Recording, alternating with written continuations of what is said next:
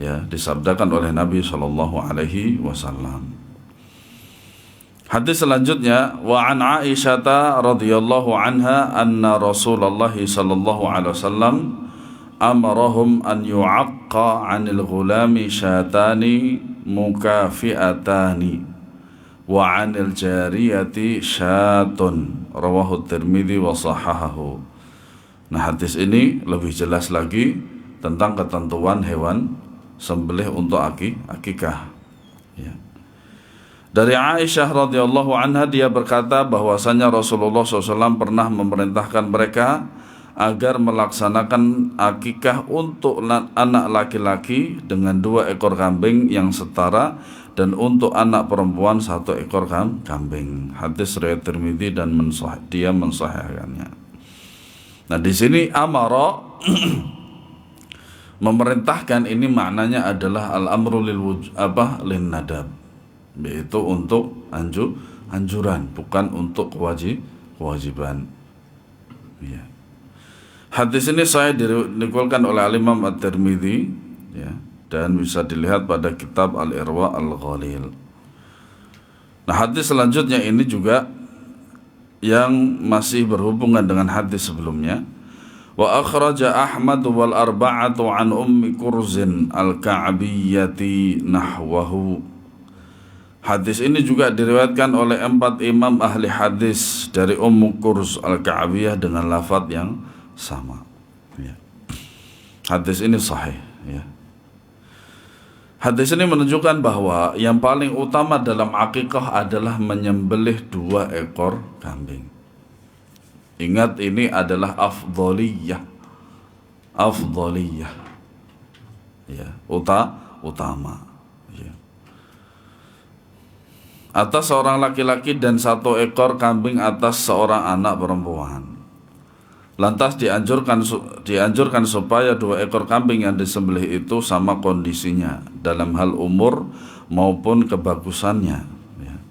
Maka tidak boleh salah satu memiliki kekurangan dibanding yang lainnya. Misalkan yang satu kecil, yang satu besar. Nah, harus sama. Ya. Nah, faedah dari hadis ini, yang pertama disyariatkannya akikah, tapi dia tidak sampai wajib, hanya sekedar sunnah muakkadah. Tetapi ya, setiap kita harus mempunyai usaha, niat yang kuat dan usaha yang kuat juga untuk bisa menjalankan di antara salah satu syariat ini.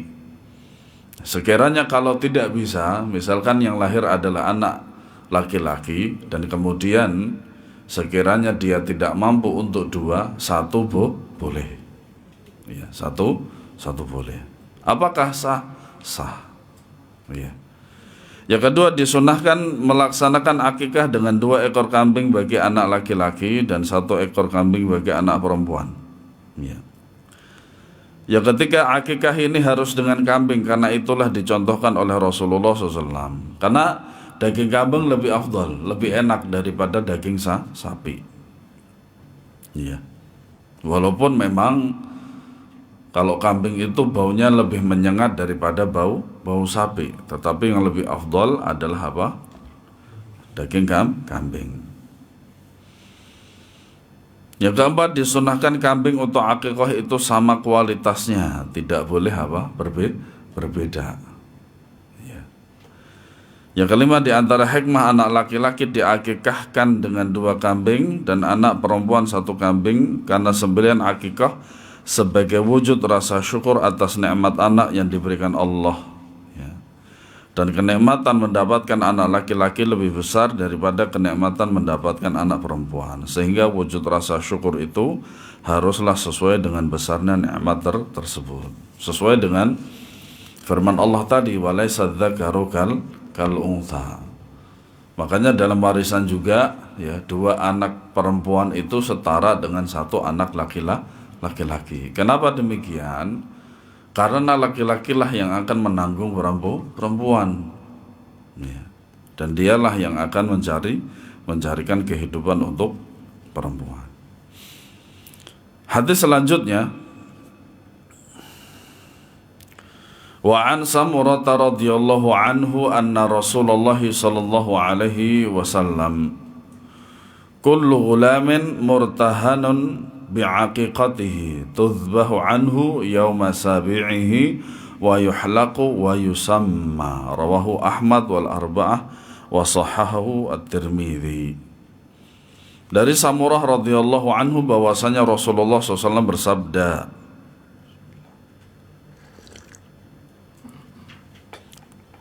setiap anak tergadai dengan akikahnya, disembelihkan untuknya pada hari ketujuh, dicukur rambutnya dan diberi nama.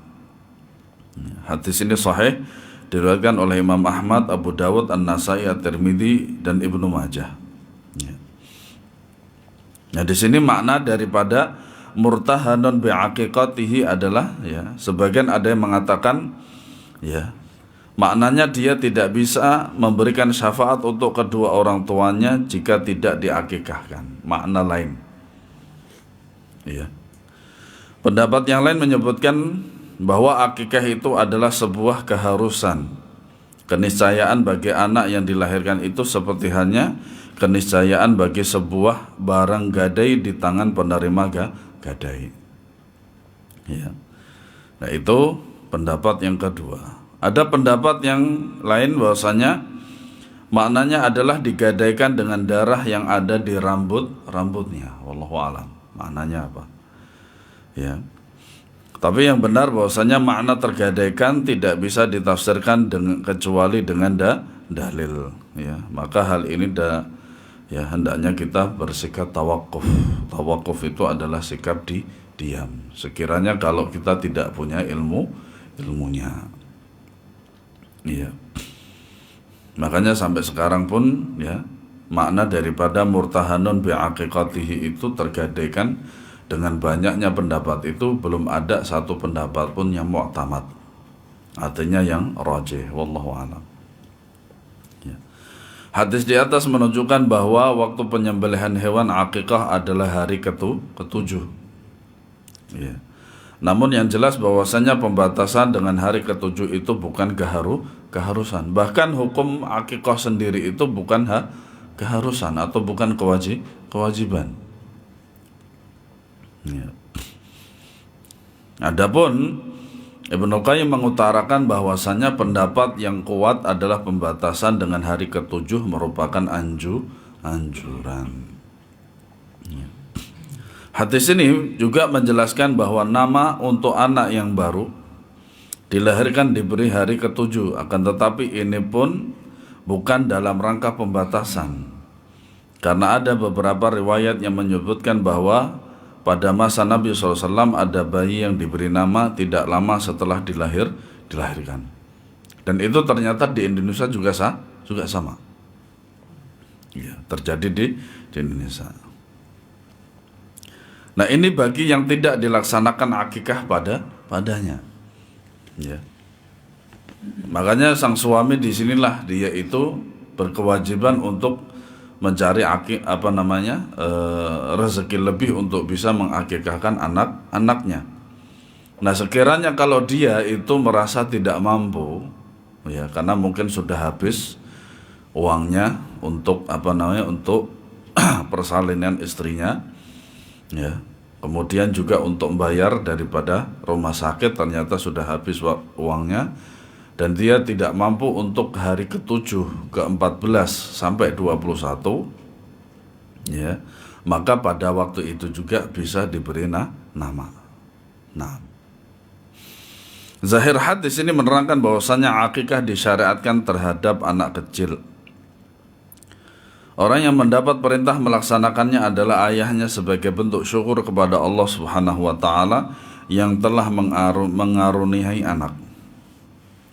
Tapi seandainya orang lain yang melaksanakan, maka tetap sah akikah tersebut, misalkan kakek, ya, atau saudaranya ayah misalkan, ya, maka yang lain boleh bantu. Misalkan si fulan, ya, istrinya sudah melahirkan, uangnya habis semuanya, ya, mungkin tersisa itu tidak cukup untuk akikah, maka yang lain boleh membantu, ya.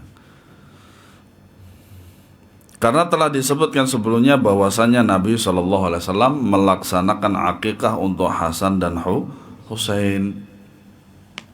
Hadisnya sahih juga. Ya. Kalau si anak sudah mencapai usia balik sementara akikah belum dilaksanakannya, maka tidak ada lagi kewajiban akikah atasnya. Ya, karena sudah sunnah. Ibnu Abdul Bar menganggap bahwa pendapat yang mengatakan orang dewasa bisa mengakikahkan diri sendiri merupakan pendapat yang ganjil dan aneh. Ya. Makanya apa? Setiap pendapat yang tidak didasari oleh dalil maka itu bisa jadi syadz, aneh, ganjil atau marjuh, bahkan dhaif. Ya, lemah pendapat tersebut. Ya. Dalam Ad-Durar As-Saniyah disebutkan bahwasanya Syekh Muhammad bin Abdul Wahhab pernah ditanya apakah orang yang sudah dewasa itu juga diakikahkan. Maka beliau menjawab, aku tidak mengetahui dalil yang menunjukkan adanya akikah untuk orang yang sudah dewasa. Dan ini selaras dengan pertanyaan yang diajukan oleh Abdul Malik Al-Maimuni kepada Imam Ahmad bin Hanbal. Ya, apakah orang yang sudah dewasa diakikahkan juga? Maka beliau menjawab, aku tidak mendengar satupun dalil tentang akikah untuk orang yang sudah dewasa. Ya. Hadis Samurah ini menunjukkan pula bahwa syariat mencukur rambut bayi dilaksanakan juga pada hari ketujuh. Para ulama fikih menganjurkan agar bersedekah dengan perak dinar seberat timbangan rambutnya ini. Ya, ini berdasarkan beberapa riwayat yang dikemukakan oleh Al-Hafidh Ibnu Hajar dalam At-Talkhis. Semua riwayat menyebutkan bersedekah dengan dirham, ya, perak. Tidak ada di sana disebut ihwal bersedekah dengan emas. Ya. Faedah dari hadis ini yang pertama, keutamaan akikah. Dia merupakan syariat Nabi Shallallahu Alaihi Wasallam. Ya, sehingga beliau Shallallahu Alaihi Wasallam juga melaksanakan syariat ini. Yang kedua sunnahnya akikah dilaksanakan pada hari ketujuh. Kalau tidak bisa ke-14. Kalau tidak bisa 21. Maka setelah itu habis masanya. Yang ketiga disunnahkan memberi nama pada hari ketujuh. Ya. Dan diberi nama sebaik-baik nama. Ya. Nama-nama tidak perlu yang aneh-aneh. Makanya berita yang sampai kepada kita ada seorang bapak memberikan nama anaknya sampai 17 kata. Dan itu ternyata menyulitkan dia sendiri, akhirnya apa? Dirubahlah nama anak tersebut. Ya. Nama 4 nama kosakata aja itu sudah banyak. Jangankan 4, 3 itu juga sudah banyak. Ya. Satu cukup. Itu. Dan memberikan nama itu juga apa? Harus di dalamnya terdapat sebuah doa. Asmo kinaryo jopo. Ya. Sempat ramai juga di kita apa di negara kita itu anak namanya Pajero. Ada yang tahu nama Pajero itu maknanya apa? Bukan, Pak. Itu merek, Pak. Saya tanyanya arti apa? Kalau di kota saya Pajero itu pasukan jemput rongsokan.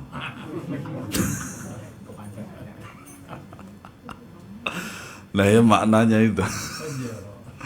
Itu. Berikanlah nama-nama yang baik. Karena apa? Hal itu juga merupakan doa orang tua untuk anaknya. Kan gak mungkin anak itu diberi nama yang buruk sehingga nanti menjadi nasibnya yang buruk juga, kan gak mungkin. Iya. Yang keempat, disunahkannya menggundul rambut bayi pada hari ketujuh. Ya. Yang kelima, disunahkannya menimbang rambut bayi yang dicukur kemudian disedekahkan perak seberat rambut tersebut. Ya, bagi yang mampu untuk melaksanakannya. Yang keenam, hendaknya seorang ayah memberikan nama yang baik untuk atau bagi anaknya yang baru lahir, itu tidak apa-apa ya. Ketika setelah selesai melahirkan seorang istri, kemudian langsung diberi nama, tidak harus menunggu hari yang ke-7. Nah, ini bab akikah sudah selesai. Mungkin ada pertanyaan, monggo.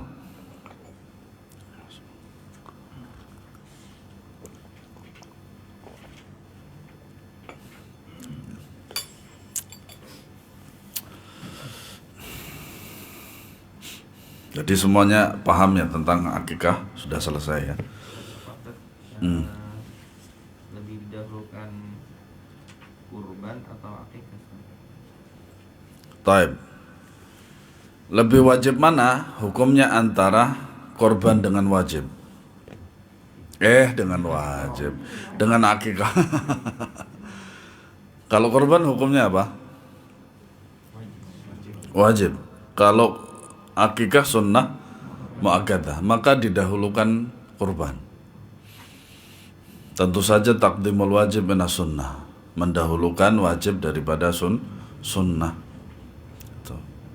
Tetapi dalam kurban ini ada kekhususan untuk dia, untuk akikah. Kalau kurban itu sudah ditentukan dia setahun sekali, yaitu pada hari Idul Adha ya, dan sampai hari tasyrik, yaitu hari ke-13. Nah, adapun akikah itu dilaksanakannya adalah secepatnya hari ke-7, seminggu setelah lahir anak tersebut. Ya. Kalau tidak bisa 14, kalau tidak bisa 21. Dan ketentuannya ada dalam pelaksanaan daripada akikah. Akan tetapi, walaupun demikian, tetap dia tidak bisa mengalahkan akan hukum wajibnya daripada kurban. Kenapa? Karena sunnah muakkadah, dalam kata lain wallahu alam, itu adalah anjuran, tidak sampai wajib. Itu. Makanya penjelasan yang sebelumnya itu menjelaskan bahwasanya apabila tidak mampu, maka tidak ada kewajiban bagi dia untuk akikah. Sekiranya dia akikah bisanya adalah 1 kambing untuk anak laki-laki, maka tidak apa-apa. Ya, tetapi kalau korban, maka tidak ada ketentuan yang seperti itu. Wallahu a'lam. Nah, kulit dan kaki kambing boleh dijual apa enggak? Dan yang kekah boleh makan apa enggak? Adapun untuk dijual dan tidak kulit dan kepalanya, wallahu alam, belum sampai kepada saya keterangan tersebut. Ya, semoga nanti saya bisa jawab. Kemudian apakah orang yang berakikah itu boleh makan? Boleh. Kalau orang lain boleh makan, kenapa dirinya tidak boleh? Ya, maka dia boleh untuk makan. Nah, ada lagi? Kalau untuk umur kambing ini Tidak ada ketentuan. Paling tidak 1 tahun lah. Paling tidak 1 tahun. Musinnah. Itu. Nah. Kambing laki-laki sama perempuan juga boleh juga. Iya. Tidak ada ketentuan kambingnya itu secara khusus untuk dari segi jenisnya. Apakah dia itu kambing jantan untuk jantan, kambing betina untuk betina, itu tidak ada seperti itu. Nah, makanya dengan keumuman dari penjelasan para ulama itu justru memudahkan kita. Nah,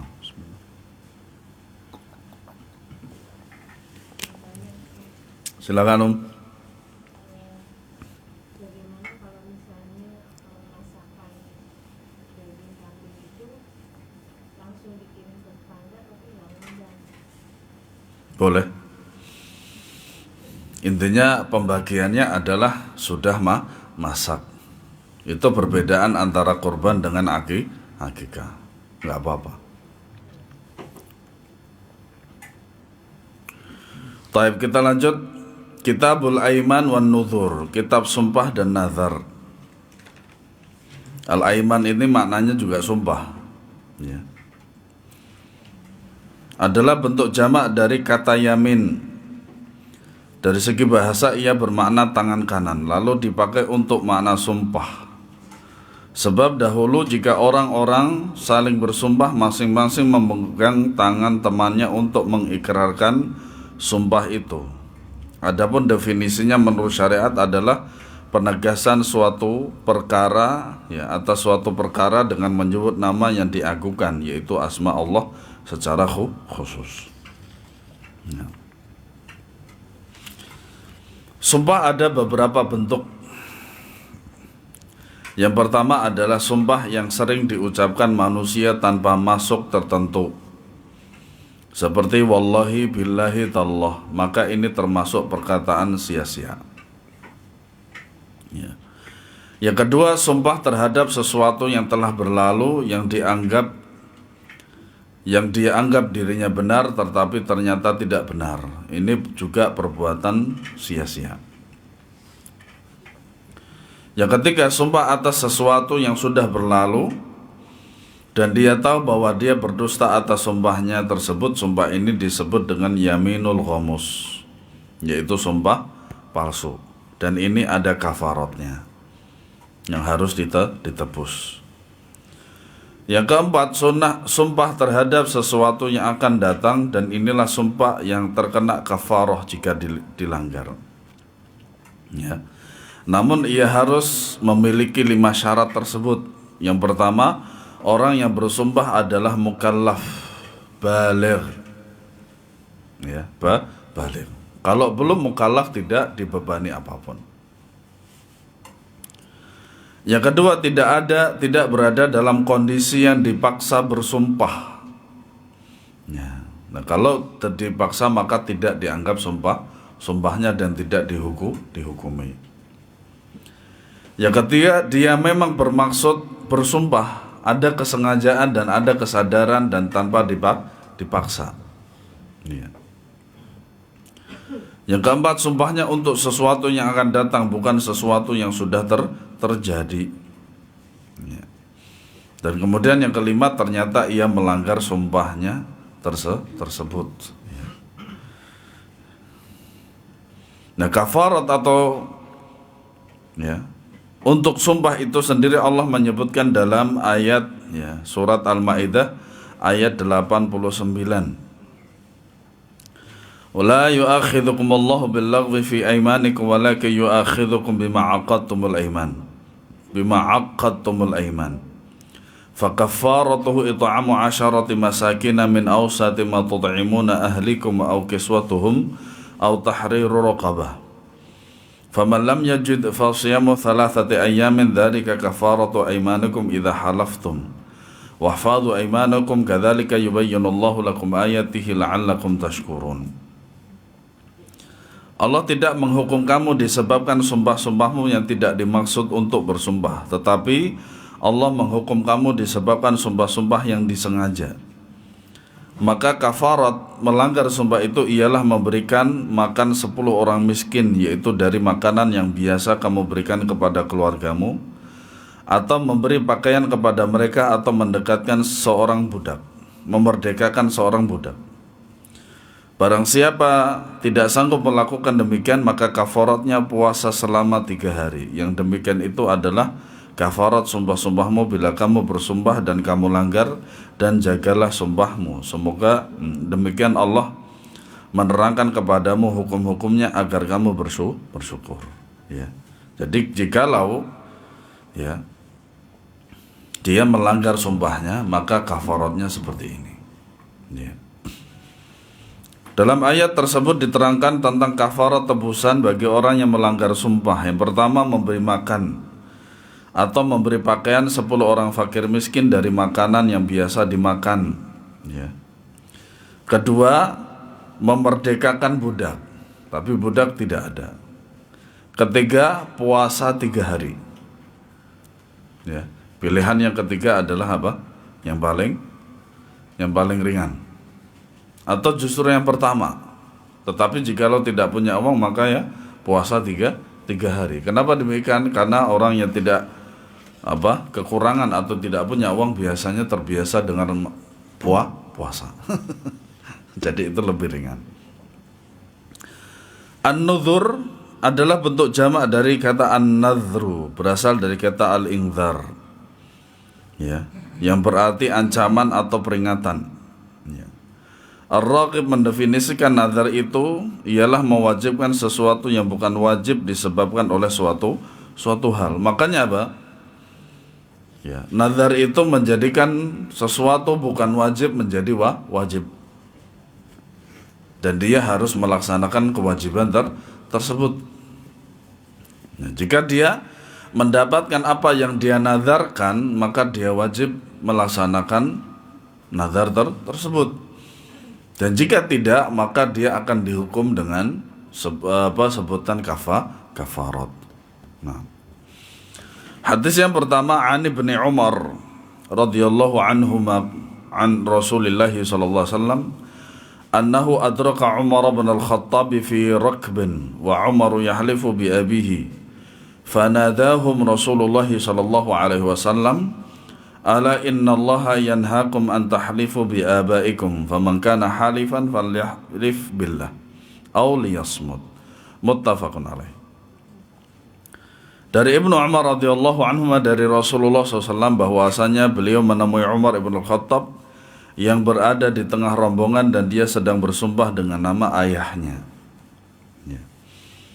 Lalu Rasulullah SAW memanggil mereka dan bersabda, ketahuilah bahwa Allah melarang kalian bersumpah dengan nama ayah kalian. Barang siapa yang hendak bersumpah, maka bersumpahlah dengan nama Allah.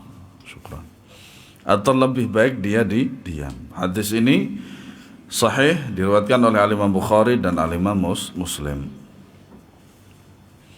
Kemudian hadis selanjutnya yang masih bersambung, ya. Wa fi riwayatin li Abi Dawud wan Nasa'i an Abi Hurairah. Kalau yang pertama tadi adalah dari Ibnu Umar. Sekarang dari Abu Hurairah. La tahlifu bi abaikum wala bi ummahatikum wala bil andadi wala tahlifu illa billah. Wala tahlifu illa billah illa wa antum shadiqun. Dalam riwayat Abu Dawud dan Nasa'i, Abu Hurairah radhiyallahu anha dengan sanad yang marfu' tercantum bahwa kalian bersumpah dengan nama ayah atau ibu kalian. Ya, janganlah kalian bersumpah dengan nama ayah dan ibu kalian atau dengan nama berhala. Ya. Janganlah kalian bersumpah kecuali dengan nama Allah dan janganlah kalian bersumpah dengan nama Allah kecuali jika kalian berkata jujur dalam sumpahnya tersebut. Ya. Hadis ini menjelaskan haramnya bersumpah dengan selain nama Allah. Yang sering kita dengar dari kaum muslimin Indonesia itu adalah untuk meyakinkan orangnya itu kadang dia menyertakan nama Rasulullah demi Allah dan demi Rasulullah. Ini haram hukumnya. Ya. Karena bersumpah dengan sesuatu menunjukkan pengagungan terhadap sesuatu tersebut. Makanya Allah Subhanahu wa taala, ya, di dalam Al-Qur'an banyak sekali Allah bersumpah dengan makhluknya. Ya. Sementara pengagungan yang hakiki hanya berhak diberikan kepada Allah semata. Ya, bukan kepada makhluknya. Ya. Sejak dahulu hingga sekarang ini orang-orang masih saja meyakini bahwa sesuatu yang dijadikan sumpah mempunyai kekuatan dan juga pengaruh yang dapat mendatangkan manfaat serta mudarat terhadap orang yang bersumpah. Ya. Nah, ini keyakinan daripada sumpah tersebut yang rusak. Al-Hafidz Ibnu Hajar rahimahullah berkata, menurut pendapat para ulama, hikmah larangan bersumpah dengan selain Allah adalah sumpah dengan menyebut sesuatu dipahami sebagai bentuk pengagungan bagi sesuatu tersebut, sementara pengakuan itu pada hakikatnya hanyalah untuk Allah semata. Ya. Makanya wajibnya ketika bersumpah itu hanya kepada Allah. Manakala seorang menunaikan sumpahnya, maka hal itu akan diridhai oleh sesuatu yang dijadikan sumpah dan juga bermanfaat bagi orang yang bersumpah. Namun apabila orang itu tidak menunaikan sumpahnya, niscaya dia akan mendapat kemurkaan dari sesuatu yang dijadikan sumpah dan akan mendatangkan mudarat bagi orang yang bersumpah. Ya. Tidak diragukan lagi, apabila keyakinan ini diberikan kepada selain Allah Subhanahu wa taala, ya, maka berarti pelakunya telah kafir dan telah melakukan kesyirikan.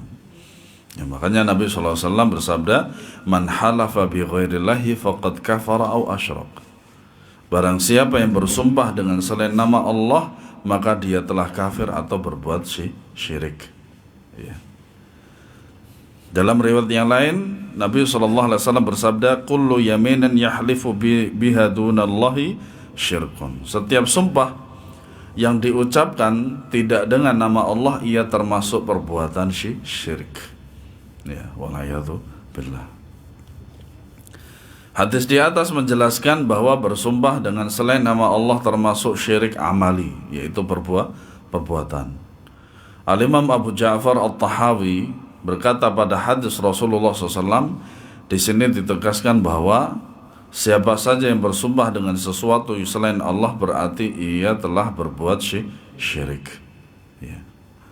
Nah, maksudnya, ya, bukanlah syirik yang mengeluarkan pelakunya dari Islam sehingga pelakunya dihukumi kafir. Tapi disinilah yang perlu kita pahami, syiriknya adalah syirik kecil dan kufurnya adalah dia itu tidak melakukan apa? Tidak mengeluarkan dari pelakunya dari Islam. Ya. Akan tetapi maksudnya adalah tidak selayaknya seorang muslim bersumpah dengan selain Allah. Ya. Al-Hafidh Ibnu Hajar Al-Asqalani menjelaskan, sabda Rasulullah SAW, maka dia telah kafir atau berbuat syirik, tujuannya penegasan serta penekanan larangan. Hal ini dijadikan sandaran bagi para ulama untuk mengharamkannya. Ya. Ya. Dalam hadis yang lain, beliau SAW bersabda, "Man halafa faqala fi halifihi billati falyaqul la ilaha illallah wa man qala li sahibihi ta'ala uqamirka falyatasaddaq." Barang siapa yang berkata dalam sumpahnya demi Lata dan Uzza, hendaklah dia menyebutnya dengan mengucap la ilaha illallah. Kenapa? Dia sudah kafir. Barang siapa mengatakan kepada temannya, mari kita berjudi, maka hendaklah ia bersedekah. Itu kafaratnya. Ya.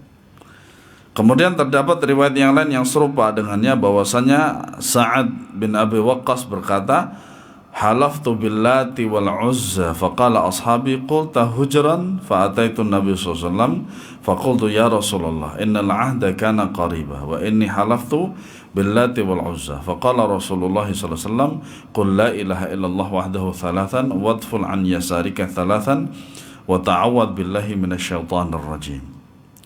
Aku bersumpah dengan nama Latta dan Uzza, maka spontan teman-temanku berkata, engkau telah mengucapkan perbuatan keji, mengucapkan perkataan keji.